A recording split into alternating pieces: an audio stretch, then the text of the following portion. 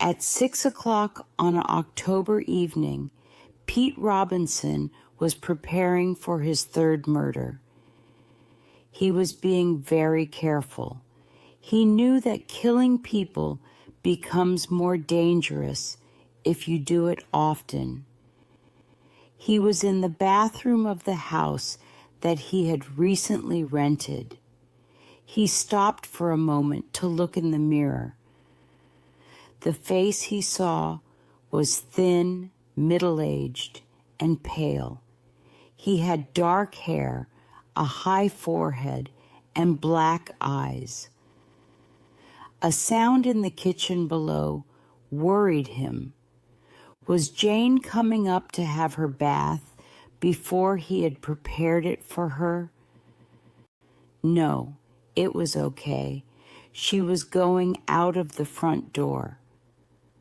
From the window, he saw her going around the side of the house into the small garden.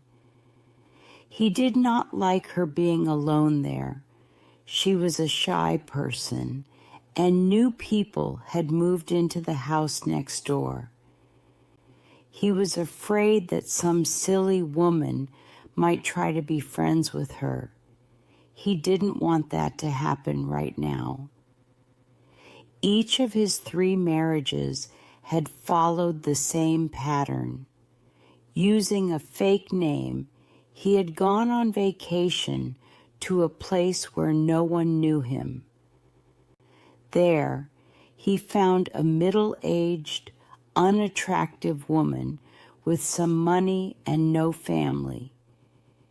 He convinced her to marry him, and she agreed to make a will, leaving him all her money. Both his other wives had been shy too.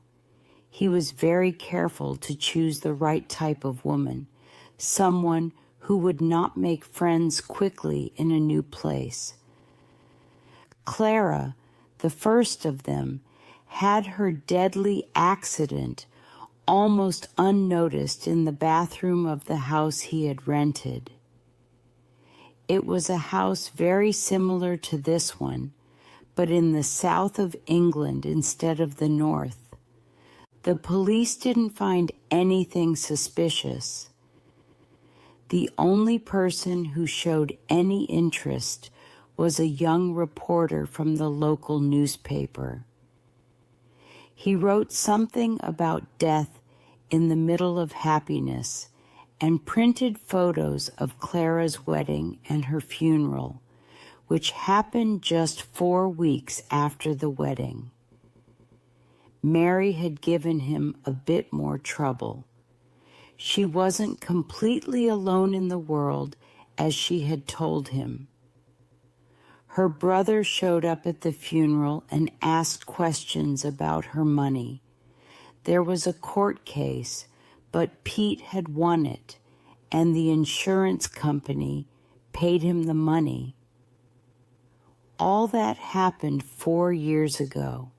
Now, with a new name, a newly invented background, and working in a different area, he felt quite safe. From the moment he saw Jane sitting alone at a small table in the restaurant of a seaside hotel, he knew she was his next target. He could tell from her expression that she was not happy. He also noticed she was wearing an expensive ring. After dinner, he spoke to her. She did not want to talk at first, but eventually he managed to start a conversation. After that, everything went as he had planned. His approach was romantic, and by the end of the week, she was in love with him. Her background was perfect for Pete's plan. After teaching at a girls' school for 9 years, she went back home to look after her sick mother and stayed with her until she passed away. Now, at 42, she was alone with a lot of money and unsure of what to do next. 4 weeks after they met, Pete married her in a town where they were both strangers. That same evening, they both made wills, leaving all their property to each other.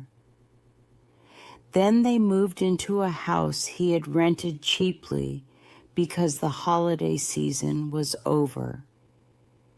It was the most pleasant of his marriages.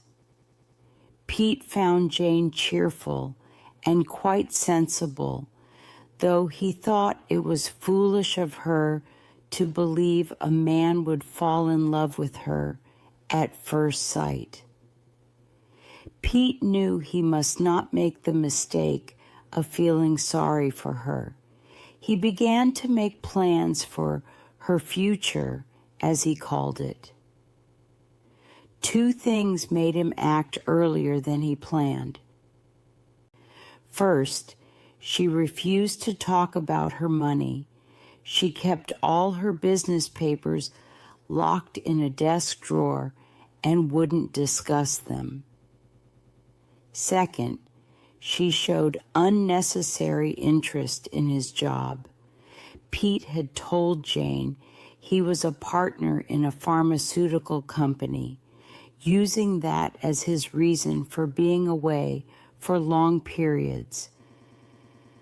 Jane believed the story, but she asked many questions and wanted to visit his office and the shop. So Pete had decided that it was time to act. He turned from the window and began to run water into the bathtub. The bathroom was the only room they had painted. He had done it himself shortly after they arrived. He had also put up a small shelf over the bathtub for their shampoos, creams, and a small electric heater. The heater was cheap, with 2 bars, and it was green like the walls, blending in well. There was no electric socket in the bathroom, but he managed to connect the heater to a socket just outside the door. He turned on the heater and watched the bars become red and hot. Then he left the room. The controls for all the electricity in the house were inside a cupboard down the stairs in the basement. Pete opened the door cautiously and lifted the handle to switch off the electricity. He used a cloth over his hand to avoid leaving fingerprints. Back in the bathroom, the bars of the heater were cooling down and turning black again. Using the cloth, he lifted the heater from the shelf and put it into the bathtub water at the bottom end of the tub. Of course, it was still visible. It looked as if it had fallen off the shelf by accident. Jane was coming back from the garden. He could hear her moving something outside the kitchen door. He took a small plastic bottle from his pocket and began to read the directions on the back again. A small noise behind him made him turn suddenly.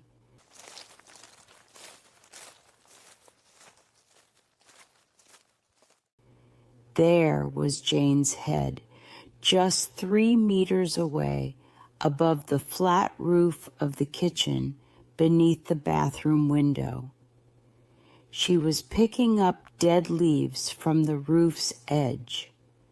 She must be standing on the ladder, which was kept outside the kitchen door. He stayed calm. What are you doing there, dear? Jane was so surprised that she nearly fell off the ladder. Oh, you frightened me. I thought I'd just quickly clean the room before getting ready. But I'm preparing your beauty bath for you. It's nice of you to take all this trouble, Pete. Not at all. I'm taking you out tonight, and I want you to look as pretty as possible. Hurry up, dear. The bubbles don't last very long, and like all these beauty treatments, this one's expensive. Go undress now and come straight here. Very well, dear, she replied as she began to climb down the ladder. Pete opened the little bottle and poured the liquid into the bathtub. He turned on the water again, and in a moment, the bath was full of bubbles, smelling strongly of roses. They covered the little heater completely, and even the sides of the bathtub. Jane was at the door. Oh, Pete, it's all over everything, even on the floor. It doesn't matter. Get in quickly before it loses its strength. I'll go and change now. Get straight in and lie down. It will make your skin soft. He went out and stopped, listening. She locked the door just as he expected. He walked slowly to the electricity box and forced himself to wait another minute. How is it? He shouted. I don't know yet.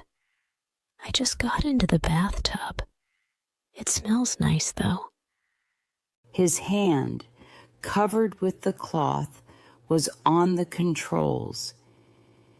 1, 2, 3. He said and pulled the handle down.